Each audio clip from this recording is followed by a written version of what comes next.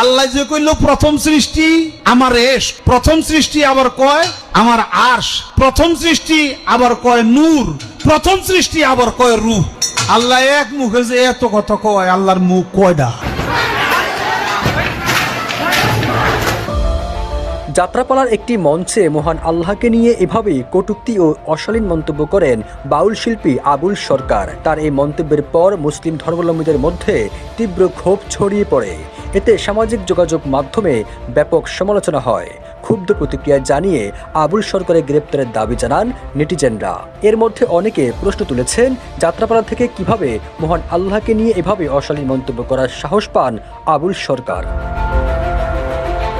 দেশ জুড়ে ঘটনার এমন তীব্র প্রতিক্রিয়ার পর 19 নভেম্বর মাদারীপুরে একটি গানের আসর থেকে আবুল সরকারকে আটক করে মানিকগঞ্জের গোয়েন্দা পুলিশ। এরপর তার বিরুদ্ধে মামলা করেন মানিকগঞ্জের গিয়র বন্দর মসজিদের ইমাম মুফতি মোহাম্মদ আবদুল্লাহ সহ 5 জন। অভিযোগপত্রে বলা হয়, ইসলাম ও মহান আল্লাহর সৃষ্টি নিয়ে আপত্তিকর মন্তব্য করেছেন আবুল সরকার। এই মামলা তাকে গ্রেপ্তার দেখানো হয়। এরপরই ঘটনা ভিন্ন খাতে রূপ নেয়। আবুল সরকারের মুক্তির দাবিতে মানিকগঞ্জে শহীদ মিনার প্রাঙ্গণে মানববন্ধন করেন তার ভক্ত অনুরাগীরা। একই সময় তার শাস্তির দাবিতে বিক্ষোভ মিছিল সমাবেশ করে আলেম ওলামা ও তৌহিদি জনতা। দুই পক্ষের এই অবস্থান ঘিরে উত্তেজনা ছড়িয়ে পড়ে। এক পর্যায়ে সংঘর্ষে আবুল সরকারের 3 ভক্ত অনুরাগী আহত হন।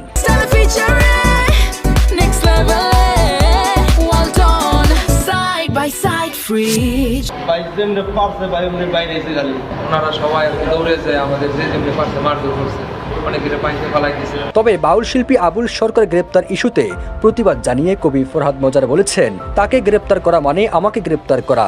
তিনি প্রত্যেকটা আন্দোলনের প্রথম থেকে শুরু করে আমাদের সঙ্গে যুক্ত ছিলেন। এমন কোনো প্রতিবাদ সভা নেই যেখানে আমার পাশে ছিলেন না।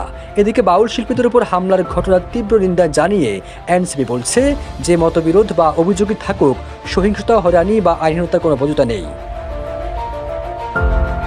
বাউল শিল্পী আবুল সরকারের মুক্তির দাবি জানিয়ে বাংলাদেশের কমিউনিস্ট পার্টির সাবেক সাধারণ সম্পাদক রুহিন হোসেন জানান, সরকারের প্রচ্ছন্ন মদত ছাড়া এ ধরনের হামলা সম্ভব না।